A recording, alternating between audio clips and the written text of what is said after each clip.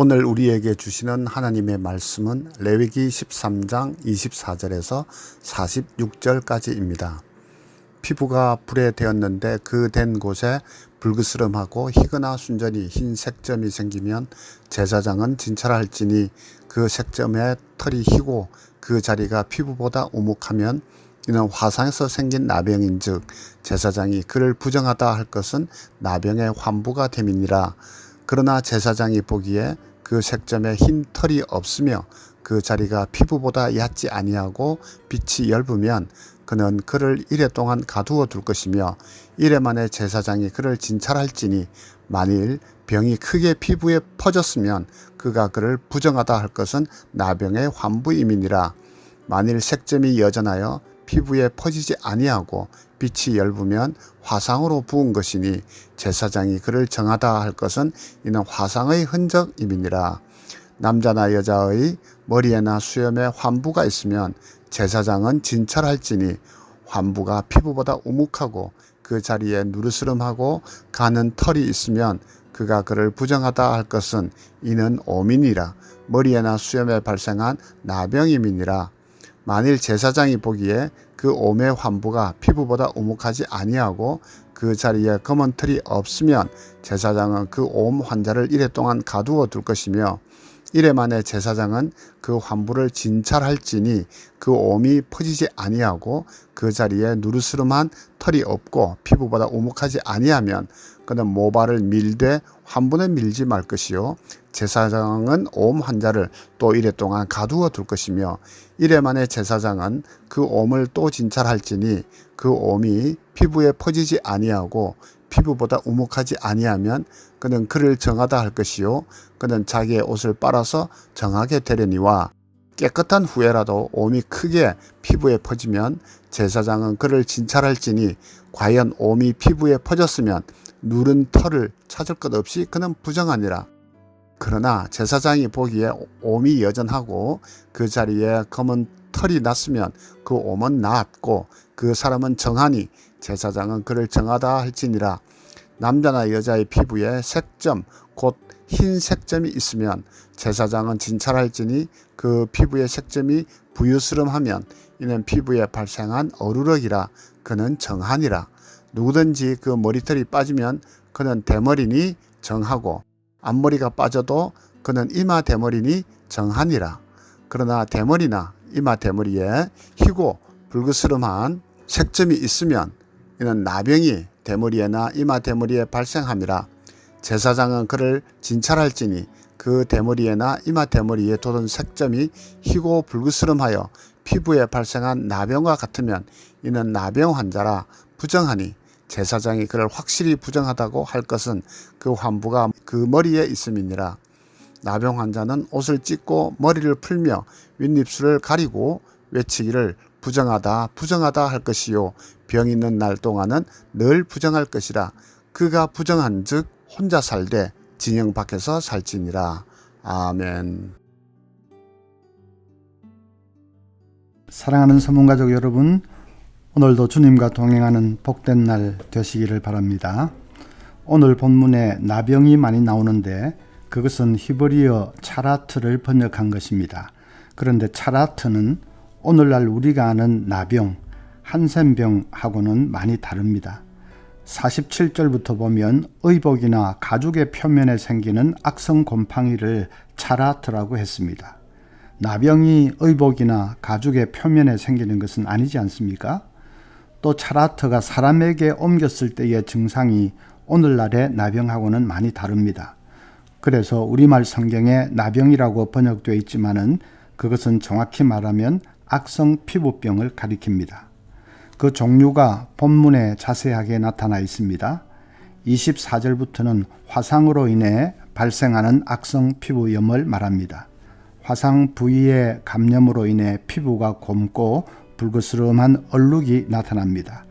29절부터는 옴이나 버짐으로 인한 피부병을 말합니다. 환부를 계속 긁음으로 피부가 우묵해집니다. 털이 노랗게 변하는 것은 버짐의 일종인 황선 혹은 기계총으로 볼 수 있습니다. 그렇다면 본문에는 옴이라고 되어 있지만은 버짐으로 번역하는 것이 더 낫습니다. 38절부터는 어루러기입니다. 하얀 피부 발진이 보이고 희끄무레한 색깔을 띠는 것을 볼 때 어루러기입니다. 40절부터는 머리털이 빠지는 피부병을 말합니다. 이마에 머리가 빠질 수도 있고 머리 전체에서 탈모가 일어날 수도 있습니다. 단순 탈모로 인한 대머리는 문제가 되지 않지만은 탈모 부위에 희끄무레하면서도 붉은색이 도는 피부 병변이 생기면 그건 악성 피부병입니다. 이처럼 다양하게 나타나는 악성 피부병은 대단히 무서운 부정결로 여겨졌습니다.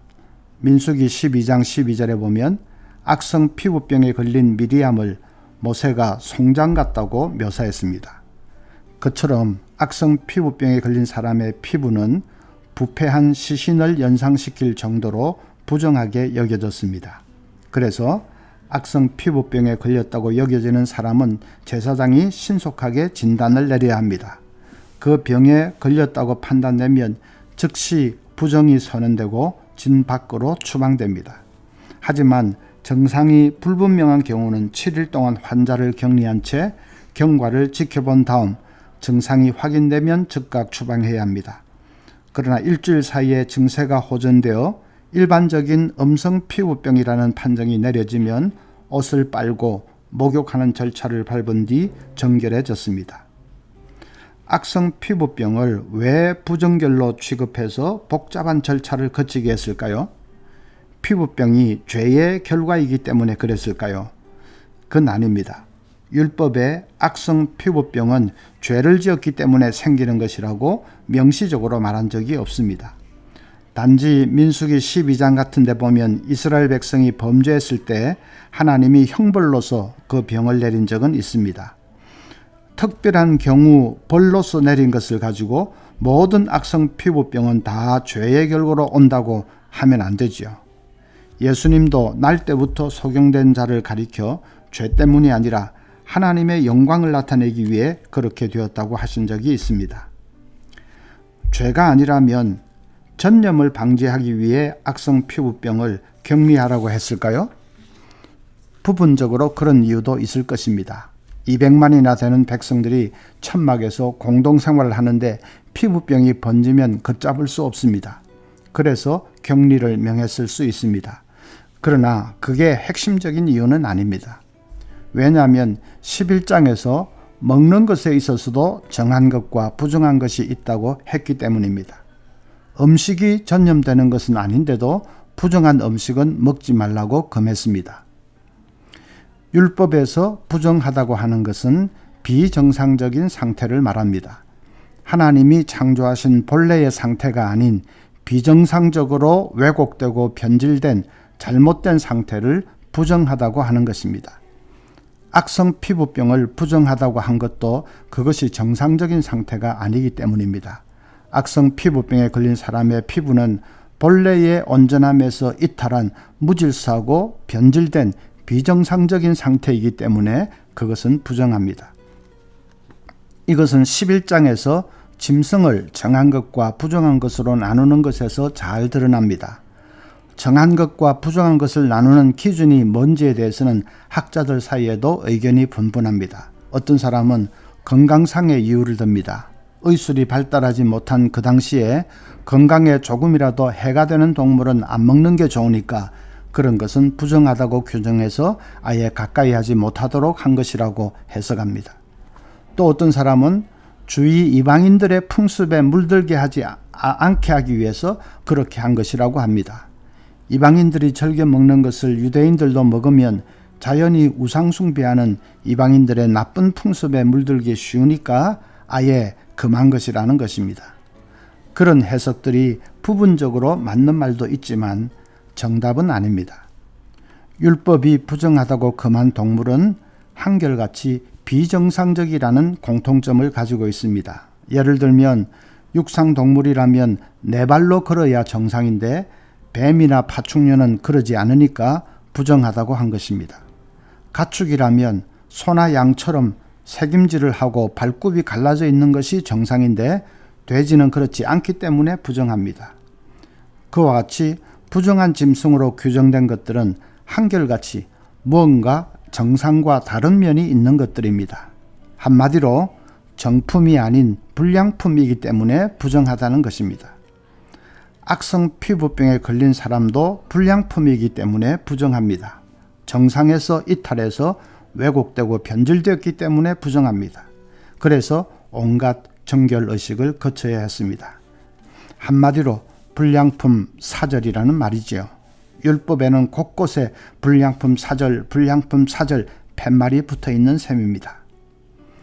율법은 병이나 짐승만 불량품이 있는 것이 아니라 인간도 불량품이 있다고 규정합니다. 이방인들은 아무리 예배를 드리고 싶어도 성전 안에 들어갈 수 없습니다. 바깥 뜰에만 있어야 합니다. 그들은 불량품이기 때문입니다.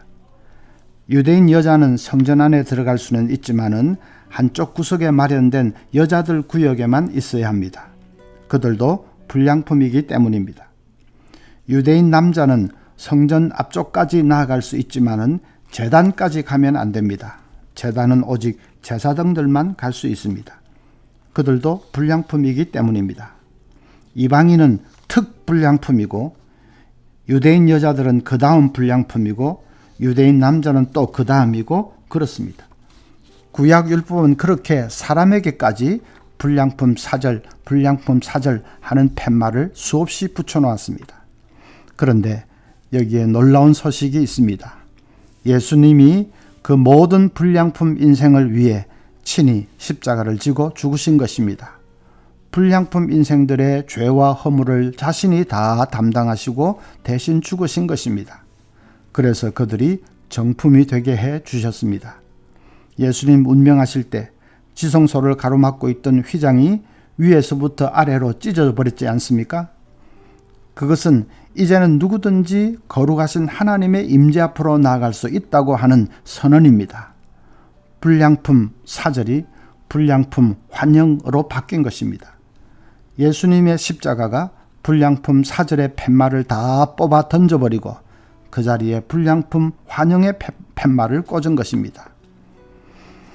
그래서 이제 예수를 믿는 우리는 악성 피부병에 걸려도 정결의식을 거칠 필요가 없습니다. 예수 안에서 이미 정결해졌기 때문입니다.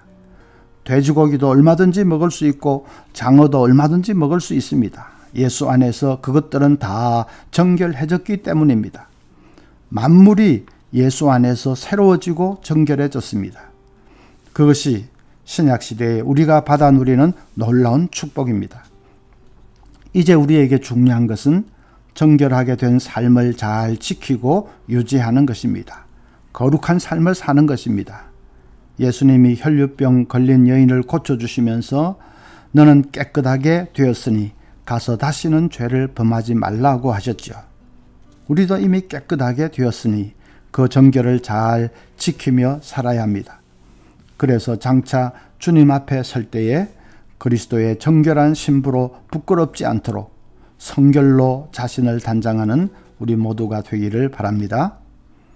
오늘 두 가지 기도 제목, 피부병보다 더 무서운 죄가 우리를 더럽히지 않도록 정결한 삶을 살게 해 주소서라고 기도하시고, 라오스 비전 트립을 가는 청년들 성령 충만해서 사명 잘 감당하고 안전하게 다녀올 수 있도록 기도해 주시기를 바랍니다.